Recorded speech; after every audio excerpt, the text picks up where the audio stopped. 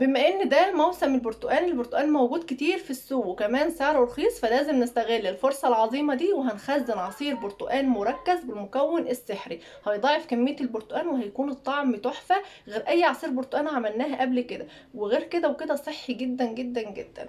كمان بما ان رمضان او شهر رمضان فاضل عليه حوالي شهرين او شهرين ونص، فهنخزن عصير برتقال عشان بسكوت العيد. كل سنة وكل المسلمين بصحة وسعادة وخير. ويلا حالا نبدأ في فيديو النهاردة، لكن ما تنسوش تعملوا لايك للفيديو وكمان تشتركوا في القناة. معايا هنا حوالي 3 كيلو من البرتقال. هبدأ ان انا اشيل القطعة من فوق كده وقطعة من تحت واعمل خطوط عشوائية، وابدأ ان انا اشيل قشر البرتقال بايديا. دي افضل واحسن طريقة تقشري بيها البرتقال، مش بقى بيتعقب القشر الابيض والحاجات ده لما تيجي بتقشري بالسكينة وتقعدي بقى تكحتي بالسكينة والكلام ده كله. لا، دي احلى طريقة بحب ان انا اقشر بيها البرتقال. في الفيديو بتاع النهاردة تقريبا كده هخزن البرتقال بثلاث طرق ولهم كذا غرض، مش غرض واحد. في طريقة تقليدية اللي احنا كنا دايما بنخزنها زمان، لكن طبعا الدنيا كل مدى بيكون في تطور. الطريقة اللي هي التقليدية، بقشر البرتقال زي ما انتوا شايفين كده، وبقطعه اي تقطيع بالطول بالعرض بالارتفاع مش هتفرق، اي تقطيع، وبحطه في اكياس في الفريزر زي ما هو بدون اي اضافات وبدون اي حاجة. واجي بعد كده لما اجي بقى اعمله عصير، بطلعه من الفريزر مثلا، بسيبه على الرخامة يدوب بس 5 دقايق، التجميد او البرودة بتاعته العالية تقل بس سيكة كده. وفي كوز الخلاط بحطه عليه المية زي ما انا عايزة، والسكر زي ما انا عايزة، واضربه واصفيه وبيكون عصير تمام. دي الطريقة بتاعت زمان الاول. تمام. الطريقة بقى التانية اللي هي أساس موضوع حلقة النهاردة، اللي هو بالمكون السحري اللي هيضاعف الكمية وقيمة غذائية عالية وكمان طعمه حكاية ولون أروع، اللي هو بالجزر. المكون السحري يا جماعة هو الجزر.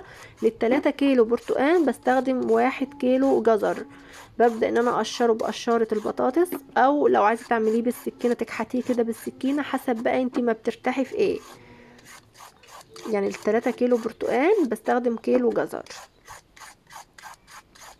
وعلى فكرة الطريقة اللي انا قلت لكم عليها من شوية، اللي احنا بنخزن البرتقال صحيح كده زي ما هو في اكياس، برضو انا عن نفسي كنت بعمل كده. كنت بجيب مثلا لو في جزر في السوق، كنت بجيب الجزر واسلقه وبعمله بضيفه عليها برضو اضربه معاها.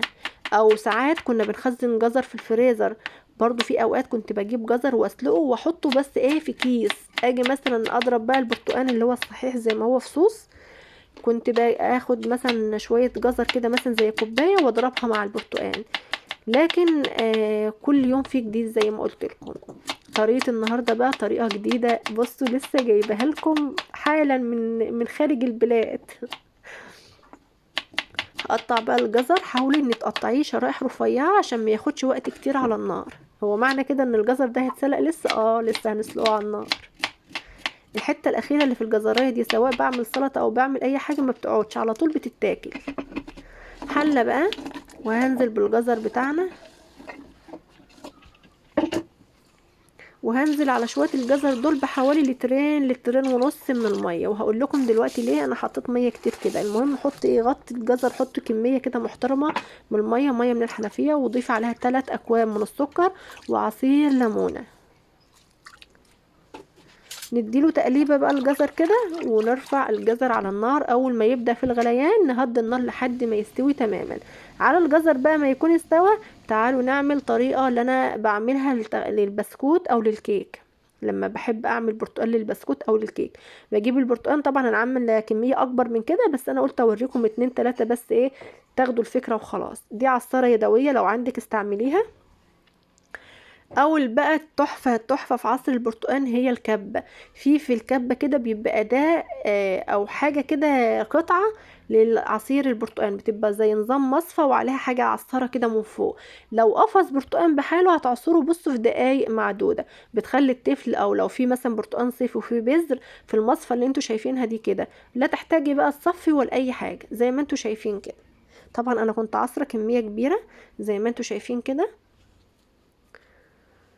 عايزاكم على فكرة تركزوا في اللون ده، برتقان خام بدون اي اضافات. شوفوا لونه عامل ازاي، وشوفوا دلوقتي كمان شوية البرتقان اللي هنضيف عليه جزر هيبقى لونه عامل ازاي. شايفين لونه فاتح ازاي؟ ده اللون البرتقان اللي هو الطبيعي العادي. كمان مش تقيل قوي، هو خام اي نعم، معلهوش اي مية، لكن برضو خفيف، وده اللون بتاعه. انا اتعمدت ان انا اركز قوي معاكم عشان تشوفوا اللون وتشوفوا الفرق بين ده وبين ده. بخزنه بقى في اكياس، اعمل بيه كيك، اعمل بيه بسكوت، وينفع برضو لو عايزين نعمله عصير عادي تمام مش هيجرى حاجة. بس انا بعمله كده بالذات عشان خاطر البسكوت والكيك. نرجع بقى للوصفة الأساسية بتاعتنا اللي هو البرتقال بالمكون السحري. الجزر بعد ما استوى، المفروض على فكرة ان انا كنت استنى يبرد شوية، لكن انا كنت مستعجلة قبل الكهرباء ما بتقطع، لان احنا عندنا من العصر الكهرباء بتقطع، فقلت ان انا اخلص الفيديو قبل الكهرباء ما تقطع. بحط مثلا كده حوالي مغرفتين 3 من الجزر بالمية، عشان كده انا حطيت مية كتير. انا مش عايزة استخدم مية من الحنفية، انا عايزة استخدم مية من اللي هي مغلية بالجزر. وطبعا احنا شيء طبيعي المية لما بتتغلي على النار بتكون صحية واحسن، فانا حبيت ان انا احط مية كتير عشان مش عايزة اضيفها على العصير اللي انا هخزنه ده اي مية خارجية. هضربه بقى كويس قوي في الخلاط، وبعد كده هنبدأ ان احنا نصفيه، علشان البرتقال طبعا فيه تفل، فبصفيه بالمصفى. لو تلاحظوا قوامه تقيل بينزل من المصفى بالعافية.